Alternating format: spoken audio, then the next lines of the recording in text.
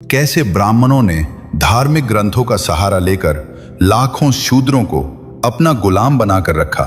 कहा गया कि यह व्यवस्था ईश्वर द्वारा बनाई गई है, इसलिए उस पर प्रश्न करना पाप है। यहीं से शुरू होती है वो कहानी जिसने भारत के समाज को केवल वर्गों में नहीं बल्कि ऊंच नीच की जंजीरों में बांध दिया। यह कहानी केवल आस्था की नहीं है बल्कि सत्ता, नियंत्रण और शोषण की भी है। और इस कहानी का केंद्र है ब्रह्मा और वेदों की वह व्याख्या जिसे कुछ वर्गों ने अपने हित में इस्तेमाल किया। कथा के अनुसार ब्रह्मा जी ने अपने मुख से ब्राह्मणों को उत्पन्न किया। इसके बाद ब्रह्मा जी ने अपनी दोनों भुजाओं से क्षत्रियों को बनाया ताकि वे समाज की रक्षा और व्यवस्था बनाए रखें। फिर ब्रह्मा जी ने अपनी जंघाओं से वैश्यों को उत्पन्न किया, जिनका कार्य समाज के भरण पोषण और व्यवस्था को चलाना बताया गया। अंत में ब्रह्मा जी ने अपने दोनों चरणों से शूद्रों को उत्पन्न किया ताकि वे सेवा और श्रम के माध्यम से समाज को स्थिरता प्रदान करें। इस प्रकार कथा में कहा गया है कि ब्रह्मा जी ने अपने मुख, भुजाओं, जंघाओं और चरणों से समाज के चारों वर्गों की रचना की। इन्हीं ग्रंथों के आधार पर ब्राह्मणों और पंडितों ने यह दिखाने की कोशिश की कि जो विशेष अधिकार उन्हें प्राप्त हैं वे किसी मनुष्य द्वारा नहीं बल्कि सीधे देवताओं और ब्रह्मा द्वारा दिए गए हैं। यह प्रचार जानबूझकर उस समय के अनपढ़ समाज, विशेषकर शूद्र और अछूत समुदायों के बीच फैलाया गया ताकि उनके मन में यह बात बैठा दी जाए कि उनकी स्थिति ईश्वर की इच्छा है और इसे बदलना पाप ही नहीं बल्कि ईश्वर के खिलाफ जाना है। इसी सोच के जरिए उनके दिमाग में गुलामी के बीज बोए गए। इन ग्रंथों में यह भी लिखा गया और प्रचारित किया गया कि शूद्रों को ब्रह्मा ने केवल इसलिए बनाया है ताकि वे ब्राह्मणों, पंडितों और पुरोहितों की सेवा कर सकें। उन्हें यह सिखाया गया कि उनका जीवन तभी सार्थक हो सकता है जब वे पंडितों और पुरोहितों की हर बात माने, उनके आदेशों का पालन करें और उनके खिलाफ अपनी इच्छा से कोई भी काम न करे। यह तक कहा गया कि यदि शूद्र ब्राह्मणों की मर्जी के खिलाफ गए तो वे अपने ईश्वर को कभी प्राप्त नहीं कर सकते। इस तरह ब्राह्मणों, पंडितों और पुरोहितों ने यह धारणा बना दी कि ईश्वर तक पहुंचने का रास्ता उन्हीं के माध्यम से है। शूद्रों और अछूतों को यह विश्वास दिलाया गया कि उनका उद्धार तभी संभव है जब वे खुद को पूरी तरह ब्राह्मणों की सेवा में समर्पित कर दें। धीरे धीरे यह धार्मिक शिक्षा नहीं बल्कि मानसिक नियंत्रण का साधन बन गई, जिसने शूद्रों को सवाल करने से रोक दिया। ब्राह्मणों और पुरोहितों ने अपने निजी फायदे के लिए शूद्रों और अछूतों को अपना गुलाम बना लिया। उन्होंने यह भूलते हुए कि ब्रह्मा द्वारा निर्मित इस संसार की हर वस्तु पर हर मनुष्य का बराबर अधिकार है, ग्रंथों के सहारे झूठी व्यवस्थाओं का निर्माण किया। इन ग्रंथों में खुद को सर्वश्रेष्ठ बताया गया और शूद्रों व अछूतों को बराबरी का दर्जा देने से साफ इनकार कर दिया गया। जहां हर मनुष्य को समान अधिकार मिलना चाहिए था, वहां शूद्रों और अछूतों को केवल सेवा और गुलामी के लिए रखा गया। उन्हें बताया गया कि वे उच्च जातियों के बराबर नहीं हैं बल्कि उनके अधीन हैं। जिस वस्तु पर हर इंसान का समान हक था, उस वस्तु को शूद्रों के छूने तक पर मनाही कर दी गई। पानी, मंदिर, शिक्षा और सम्मान, सब पर प्रतिबंध लगाए गए। इस पूरी व्यवस्था में ब्रह्मा, देवताओं और ग्रंथों का नाम लेकर ऐसा झूठा धार्मिक ढांचा खड़ा किया गया जिसमें अन्याय को धर्म और शोषण को ईश्वरीय नियम बताया गया। शूद्रों और अछूतों को यह मानने पर मजबूर किया गया कि उनका जन्म ही दूसरों की सेवा के लिए हुआ है और यही उनका धर्म है। इस तरह धर्म का इस्तेमाल इंसान को इंसान का गुलाम बनाने के लिए किया गया। धार्मिक ग्रंथों की एक खास व्याख्या के आधार पर समाज ने यह तय कर लिया कि कुछ जातियां इंसान नहीं, पाप हैं। शूद्रों और अछूतों को छूना ही नहीं, उन्हें सुनना तक अपवित्र बताया गया। यही विचार पीढ़ी दर पीढ़ी फैलाया गया ताकि अन्याय को धर्म का नाम दिया जा सके। इसी अमानवीय व्यवस्था के बीच एक ऐसा समय था जब छुआछूत अपनी चरम सीमा पर थी। उसी अंधकार में जन्म हुआ एक बच्चे का, जिसे समाज ने पैदा होते ही अछूत कहकर ठुकरा दिया।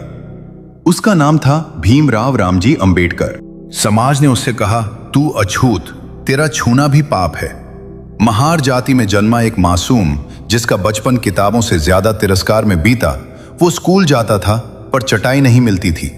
प्यास लगती थी तो पानी नहीं मिलता था। अगर किसी सवर्ण बच्चे ने दया की तभी 2 बूंद पानी नसीब होता। एक बार प्यास से बेहाल होकर मटके की ओर हाथ बढ़ाया।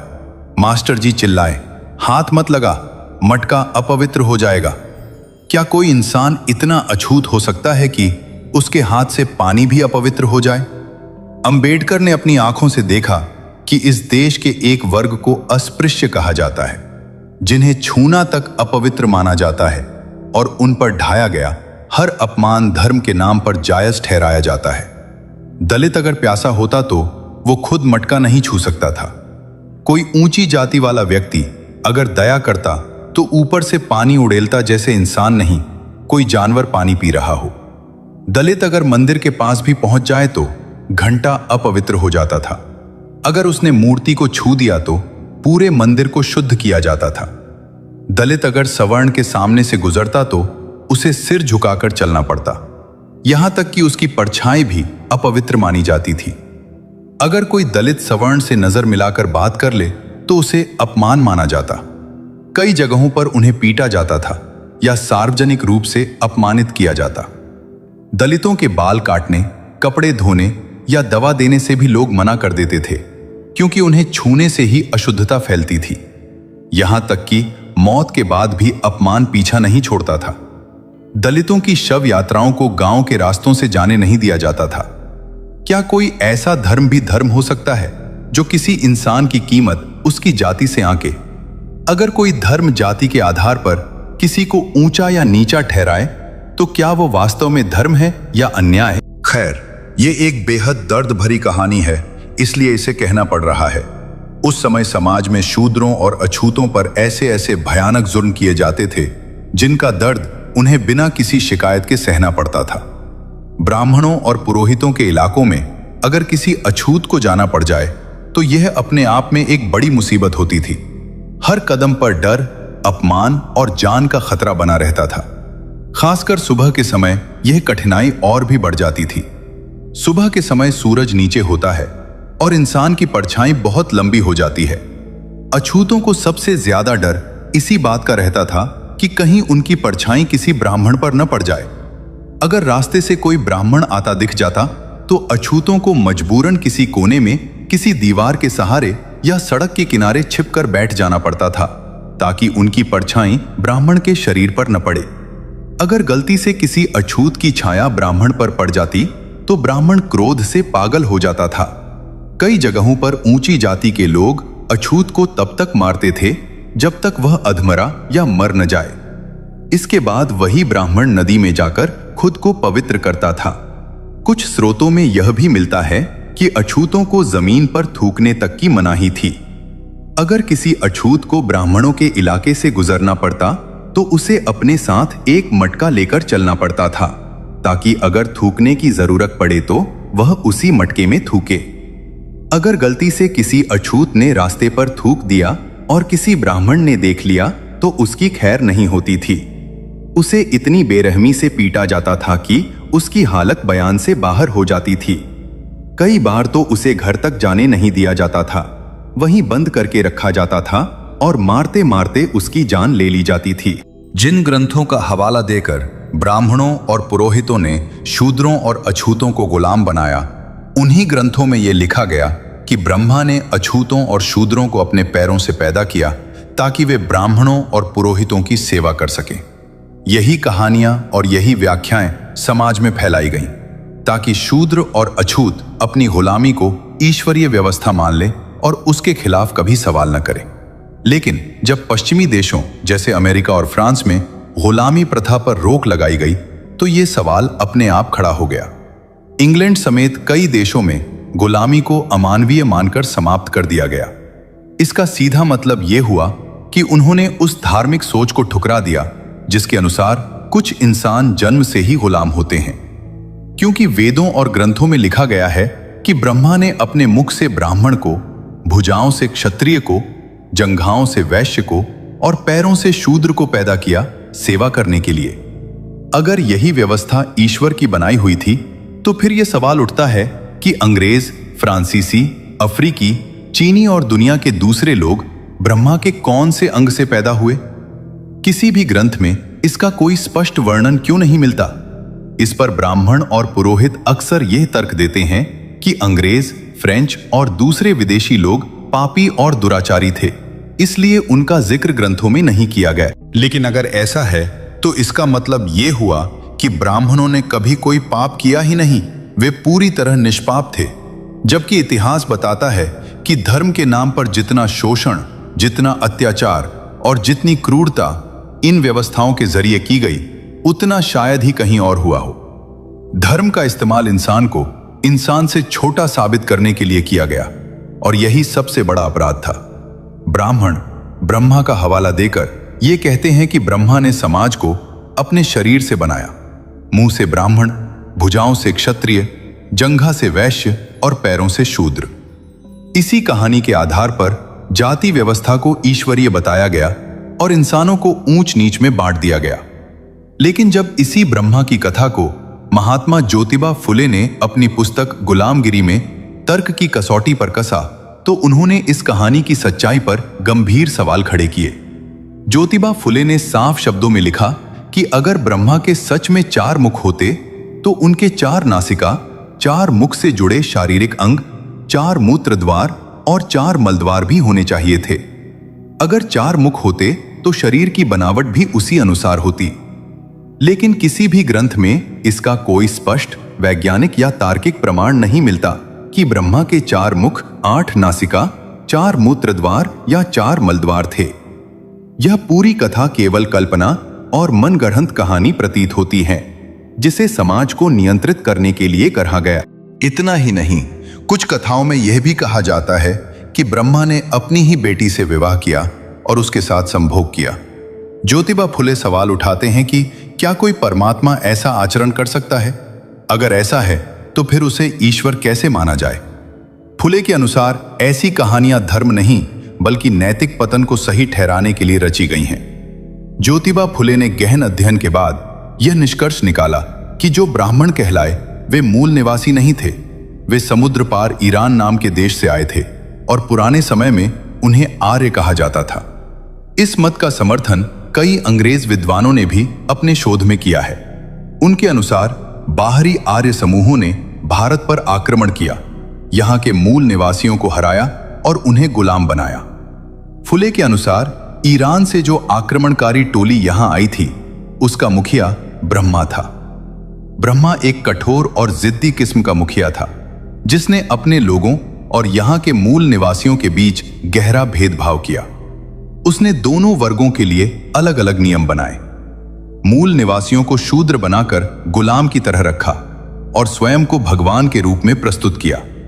इसी तरह सत्ता और धर्म को मिलाकर इंसानों को इंसानों से नीचे कर दिया गया।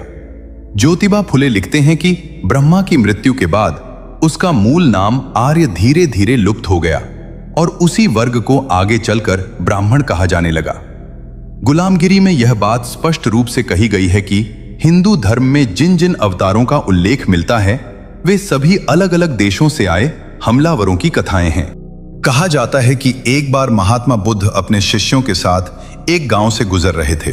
उसी रास्ते से एक अछूत व्यक्ति भी आ रहा था। जैसे ही उसने बुद्ध को आते देखा, वो घबरा गया।